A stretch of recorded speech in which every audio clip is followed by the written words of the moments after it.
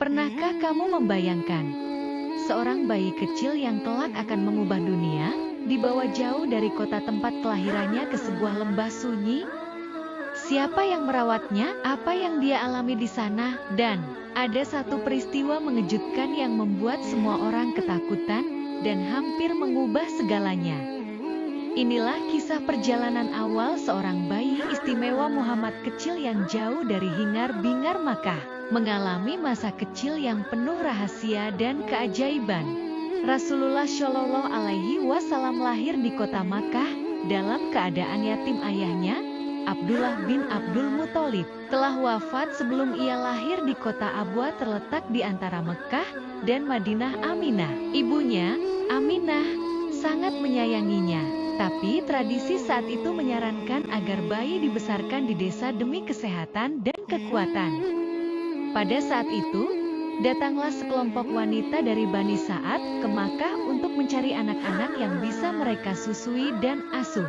Salah satunya adalah Halimah As-Sa'diyah. Ia datang dalam keadaan serba kekurangan, keledainya lemah, susunya sedikit, dan hidupnya berat.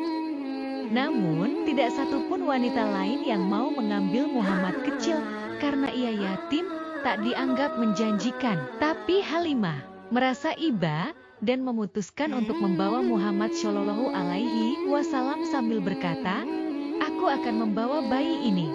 Begitu Halimah membawa Muhammad kecil, keajaiban mulai terjadi. Keledai tua yang awalnya lambat, kini berlari cepat meninggalkan rombongan. Susunya yang tadinya kering, kini cukup untuk Muhammad dan anaknya sendiri. Setiba di perkampungan Bani Sa'ad, kehidupan Halimah berubah.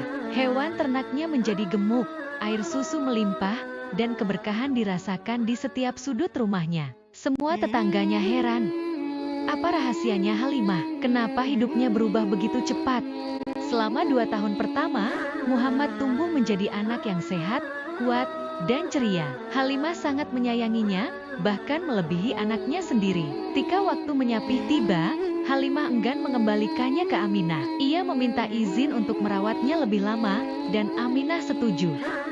Muhammad kecil kini berusia sekitar 4 tahun. Suatu hari, ia sedang bermain dengan saudara-saudaranya di belakang rumah. Tiba-tiba, orang misterius berpakaian putih mendekatinya. Mereka membaringkan Muhammad ke tanah, lalu membelah dadanya. Tapi ini bukan luka biasa, tidak ada darah, tidak ada rasa sakit. Mereka mengeluarkan segumpal sesuatu dari dalam dada kecil itu, dan berkata, "Inilah bagian dari setan."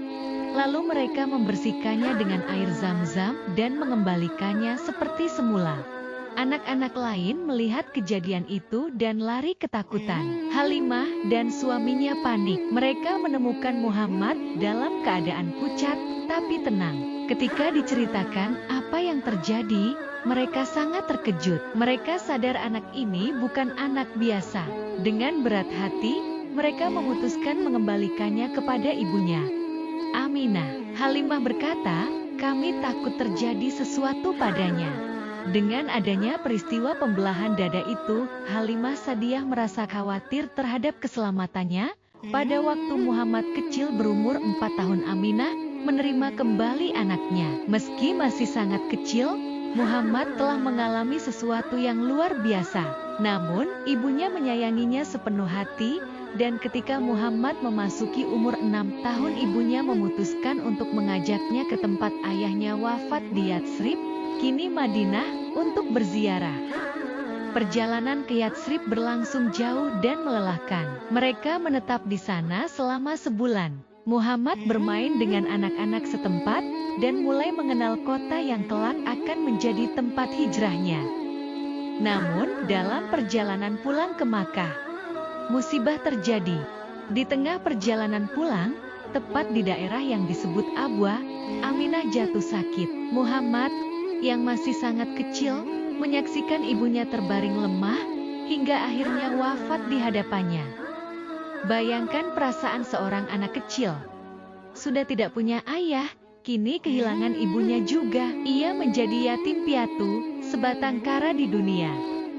Untungnya, ia tidak benar-benar sendiri.